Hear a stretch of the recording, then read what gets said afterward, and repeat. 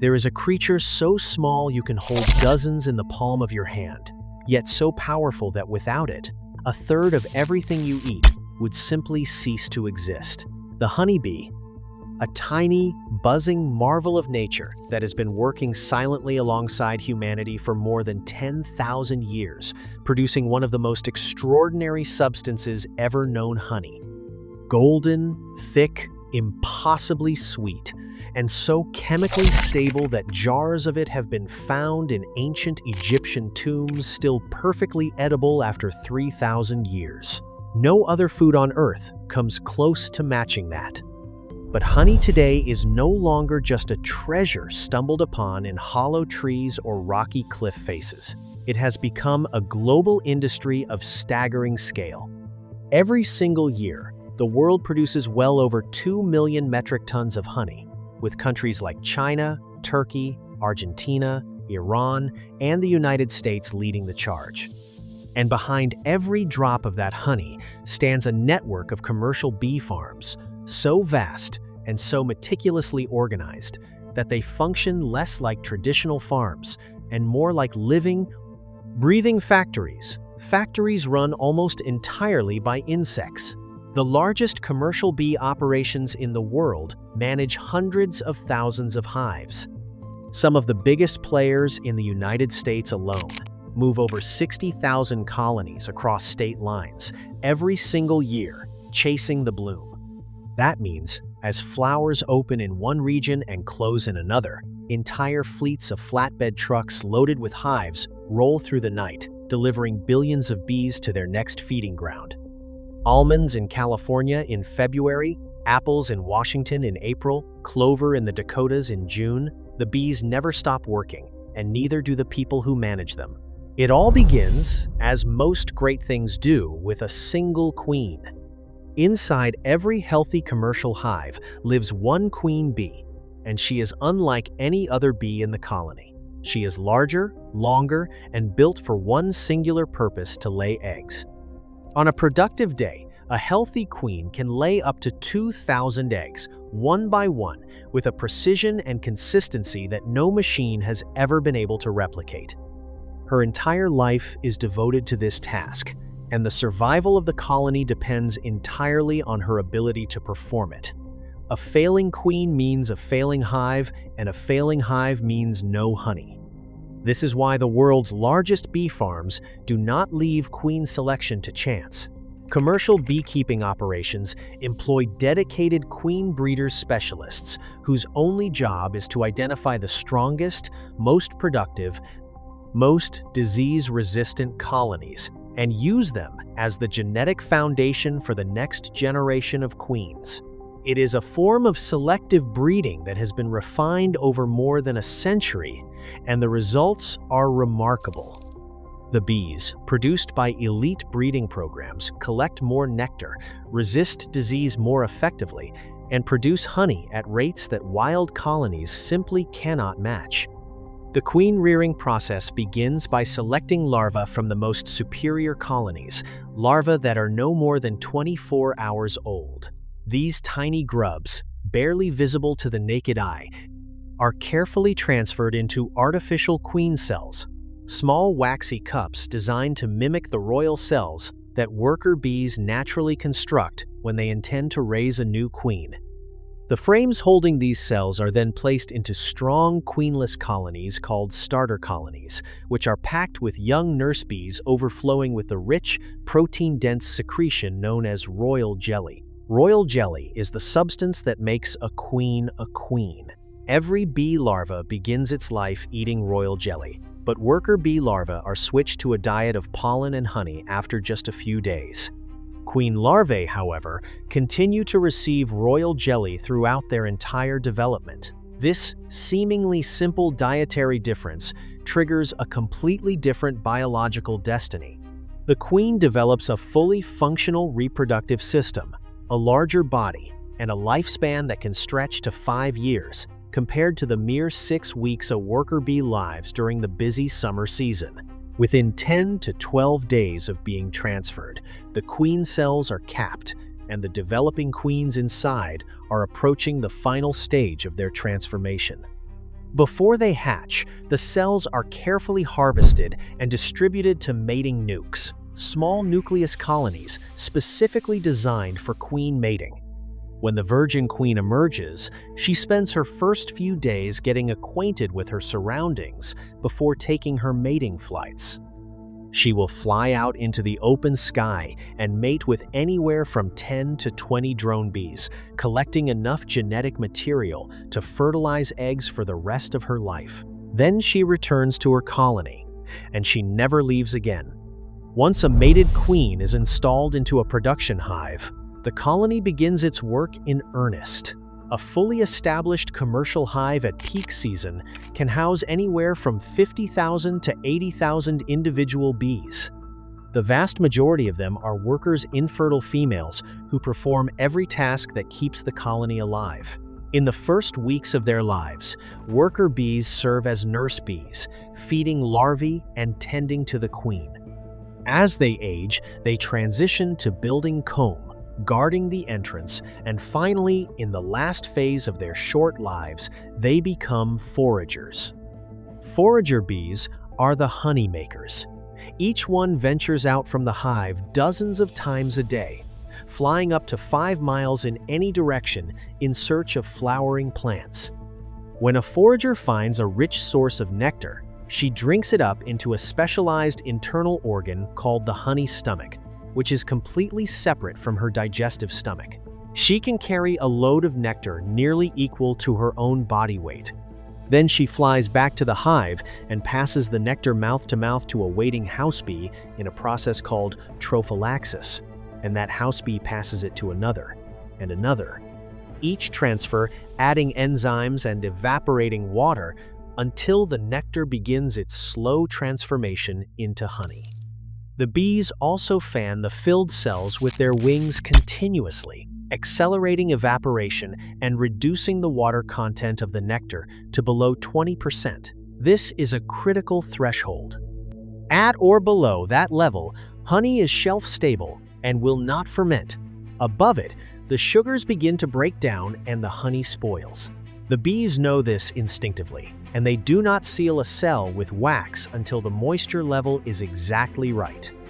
Once sealed, that honey can sit untouched for years, decades, or, as the Egyptian tombs proved, millennia.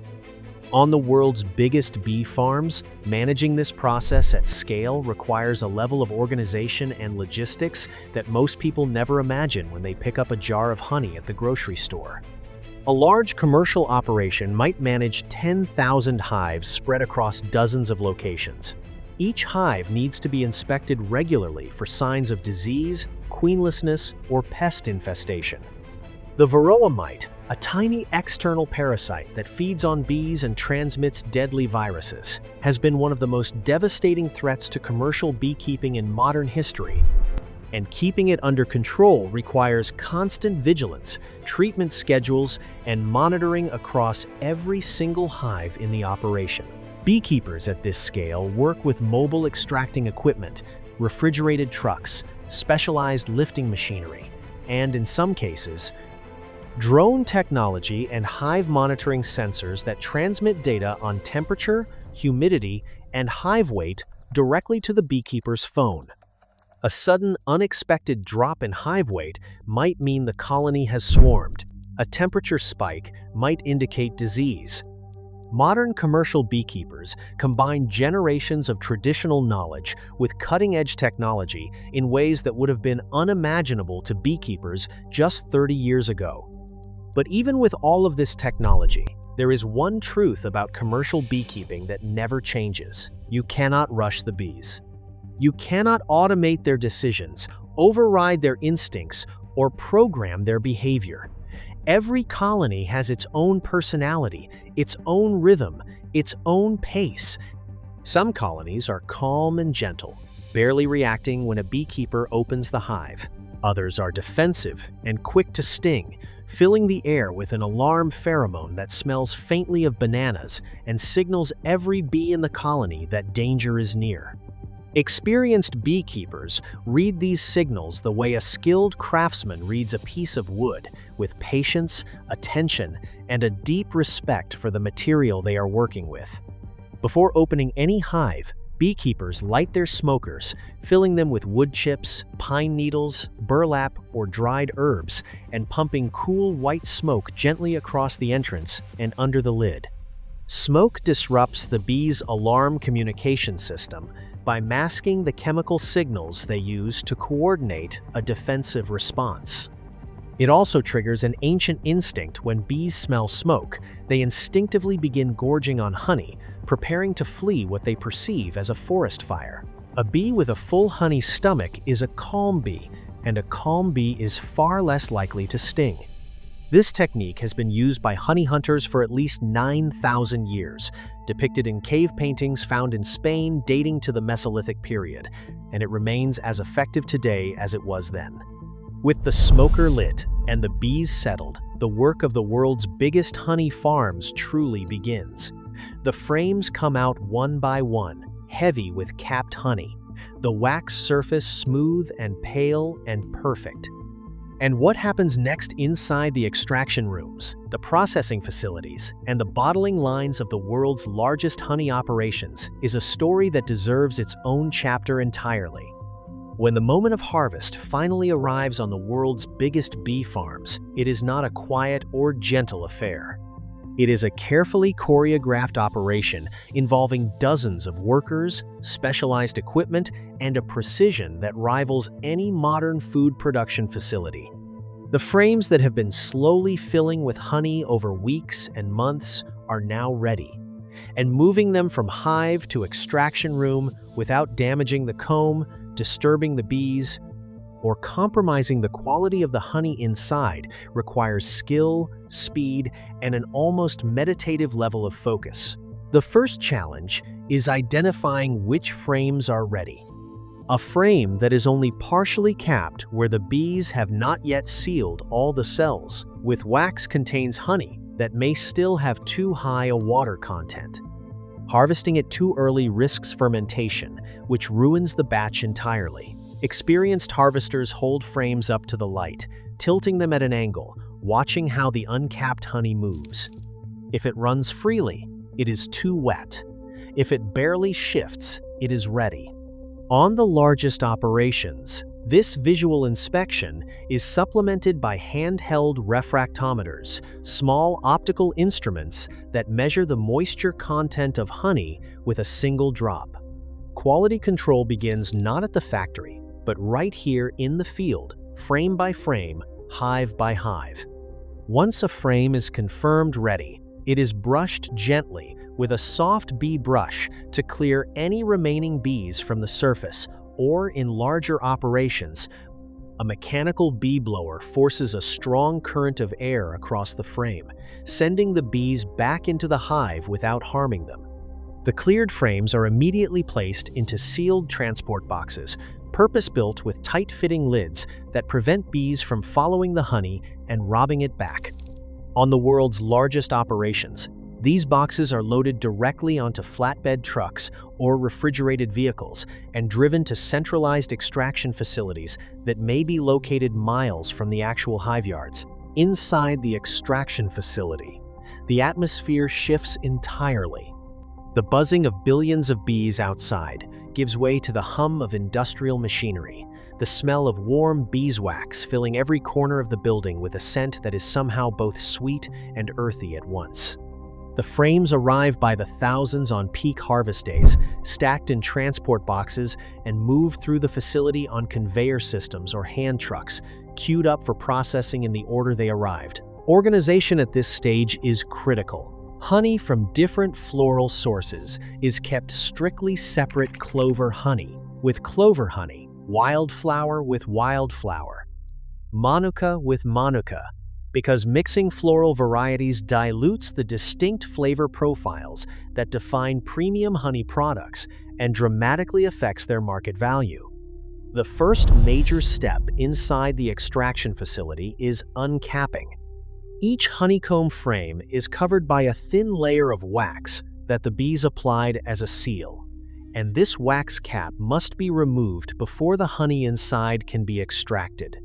On small operations, this is done by hand with a heated uncapping knife, a long flat blade warmed to a temperature that glides through the wax cap cleanly without melting into the honey beneath. On the world's largest honey processing lines, however, hand uncapping has been almost entirely replaced by automated uncapping machines.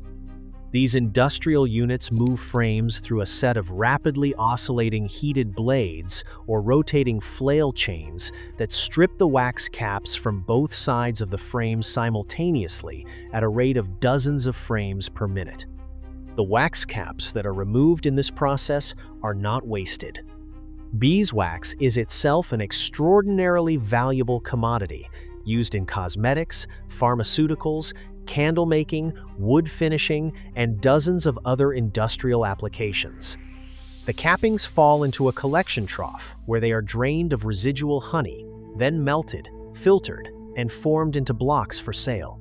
On a large commercial operation running thousands of hives, the beeswax recovered during a single harvest season can represent a significant additional revenue stream worth tens of thousands of dollars. Once uncapped, the frames move into the heart of the extraction facility, the honey extractors. These are large stainless steel drums, ranging in size from small units that hold 6 to 12 frames for a mid-size operation to enormous industrial radial extractors capable of processing over 100 frames simultaneously. The frames are loaded into a circular rack inside the drum, positioned so that the honeycomb faces outward. The drum then begins to spin. Centrifugal force does the rest. As the extractor accelerates, the honey inside each cell is flung outward against the walls of the drum, where it runs down in thick golden sheets and collects at the bottom. The extraction process is remarkably efficient. A well-operated industrial extractor can pull close to 100% of the honey from a fully capped frame in a matter of minutes. The empty comb that remains on the frame is still structurally intact, and this is one of the most valuable things about centrifugal extraction. Because the wax comb is preserved rather than destroyed, the frames can be returned directly to the hives, where the bees will clean them, repair any minor damage, and begin filling them with honey again almost immediately. This dramatically reduces the energy the colony spends on building new comb and accelerates the next production cycle. From the base of the extractors, the raw honey flows out through large stainless steel gates into a holding sump, and from there, it is pumped through the first stage of filtration. Raw honey straight from the comb contains small particles of wax, propolis, fragments of bee body parts, pollen grains, and air bubbles. Some of these, particularly pollen, are considered by many consumers and producers to be a natural and desirable part of unprocessed honey, containing trace minerals and contributing to the distinct regional character of the product. Others, like wax fragments and debris, simply need to be removed. The filtration setup on a large commercial operation typically involves a series of progressively finer mesh screens. The honey passes first through a coarse screen that removes larger wax particles and debris, then through medium screens, and finally through finer filters that capture smaller particles. The level of filtration applied at this stage is one of the key decisions that defines the final product. Minimally filtered raw honey retains most of its pollen content, its natural enzymes, and its slightly cloudy, unpolished appearance. Ultra-filtered honey, heated and forced through extremely fine filters under pressure, emerges crystal clear and brilliantly golden, with an extended shelf life and a more uniform appearance that many mass-market consumers prefer. The debate between raw and ultra-filtered honey is one of the most contested topics in the commercial honey industry, touching on questions of nutrition, authenticity, and even legality in some markets. After filtration, the honey moves into large holding tanks, stainless steel vessels that can hold anywhere from several hundred to tens of thousands of gallons, depending on the scale of the operation. Here, the honey rests. This settling period, which typically lasts between 24 and 72 hours, allows any remaining air bubbles that were incorporated during extraction and pumping to rise to the surface and dissipate. It also allows finer wax particles and foam to collect at the top, where they are skimmed off by workers or automated skimming systems. What remains at the end of this resting period is honey that is clear, clean, stable, and ready for the next stage of its journey. Temperature management during storage and processing is one of the most carefully controlled variables in a professional honey facility. Raw honey begins to crystallize naturally over time, a process driven by its glucose content and accelerated by cooler temperatures. For some products like creamed honey, where controlled crystallization is deliberately induced to create a smooth, spreadable texture, this is desirable. For liquid honey destined for retail bottling, crystallization in the storage tank is a problem that must be managed carefully. Large facilities maintain their holding tanks at temperatures between 35 and 40 degrees Celsius, warm enough to keep the honey fluid without degrading its natural enzymes or darkening its color through excessive heat exposure. Getting this balance right is a science, and the best honey processors invest heavily in precision temperature control systems to maintain it. In the largest honey processing operations in the world, particularly those operating in major producing countries like China, which alone accounts for nearly a third of global honey production, the processing lines run around the clock during peak season. Workers move through climate-controlled facilities in white protective clothing, monitoring tanks, checking filtration systems, sampling honey at regular intervals for quality testing, and preparing batches for blending. Because the flavor, color, and chemical composition of honey varies considerably depending on the floral source, season, and geography, commercial blending is a skilled art.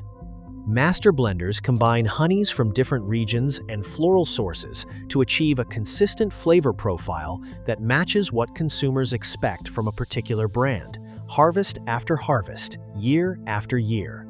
Quality testing at this stage goes far beyond a simple taste test.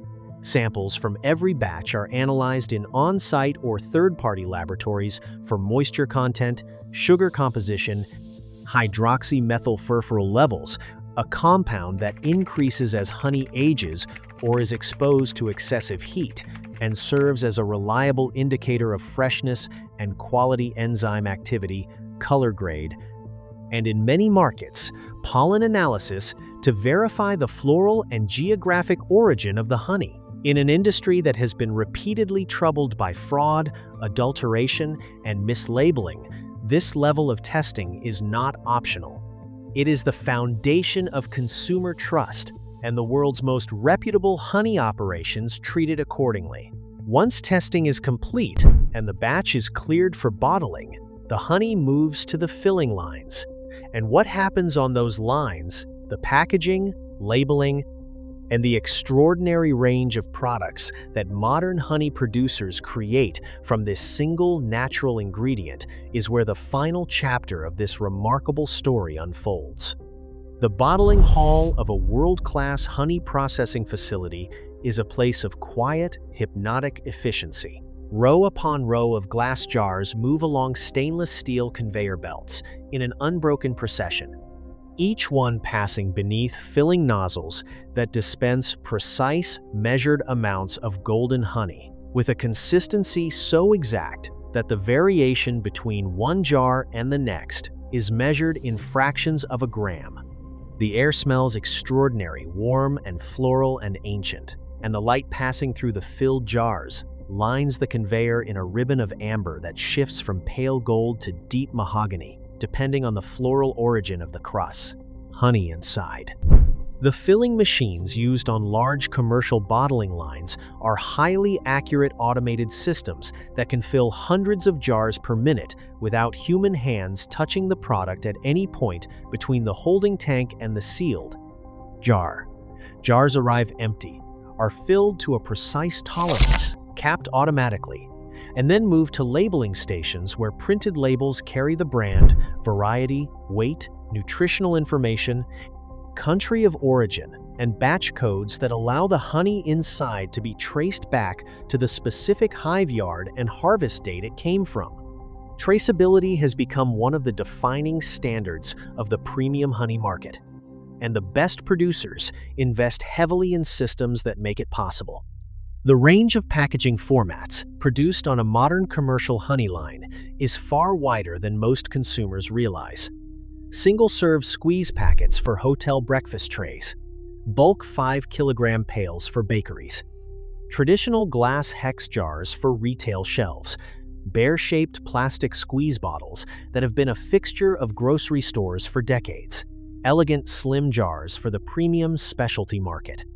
Each format requires different handling and equipment configurations, and the largest operations run multiple lines simultaneously based on orders and market demand. One of the most fascinating dimensions of the modern honey industry is the extraordinary diversity of honey varieties that now reach consumers around the world. For most of human history, honey was simply honey whatever local bees collected from nearby flowers. But as commercial beekeeping became more sophisticated, it became possible to isolate and market honeys from specific floral sources with distinct and remarkable properties. Manuka honey, produced by bees foraging on the manuka tree in New Zealand, has become perhaps the most famous and valuable specialty honey in the world. Its extraordinary antibacterial properties, derived from a compound called methylglyoxal present in manuka nectar at levels far higher than in any other honey, have made it a cornerstone of the natural health industry. Top-grade manuka honey can command several $100s per kilogram on international markets, making it one of the most valuable food products on Earth. Cedar honey, produced by bees foraging on the ancient cedar tree in the remote valleys of Yemen, holds comparable status in the Middle Eastern world.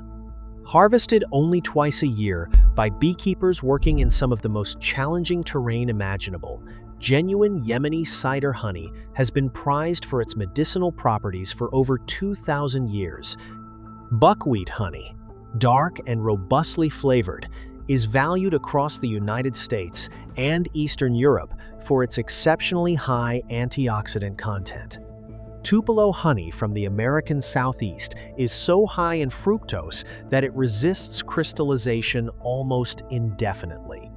Lavender honey from Provence, acacia honey from Hungary, orange blossom honey from Spain, each one carries within it the specific chemistry of a particular landscape and season. Every jar of single-origin honey is in a very real sense a portrait of a place, a chemical snapshot of the flowers that bloomed there, the minerals in the soil, the rainfall that year. Skilled tasters can identify not just the floral source of a honey, but the region it came from, based on the subtle interplay of flavors, aromas, and textures in the jar. Beyond the jar itself, honey has expanded into an enormous range of products that extend its reach far beyond the breakfast table. Creamed honey, produced through controlled crystallization, has a smooth, spreadable texture enormously popular in Canada and Northern Europe. Comb honey, actual honeycomb sections, still in the wax, exactly as the bees made it, commands premium prices from consumers who prize its absolute naturalness.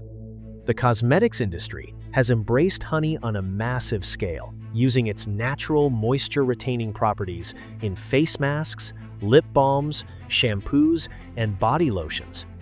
Medical-grade honey products are used in hospitals worldwide for treating burns and chronic wounds where conventional antibiotics have failed. The food manufacturing industry consumes honey in quantities that dwarf retail sales. Bakers use it to extend the shelf life of bread and pastries.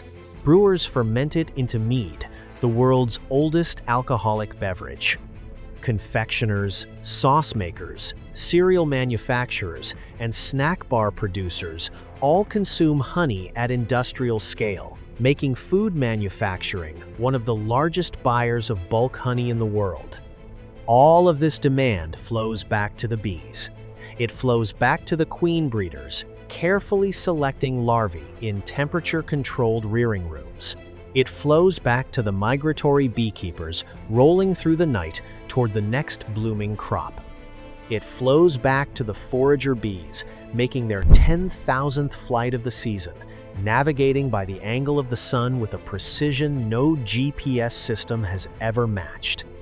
For all its industrial infrastructure, the automated extractors, the gravimetric filling lines, the refrigerated tankers, and global logistics networks, honey remains something that cannot be manufactured. It can only be harvested.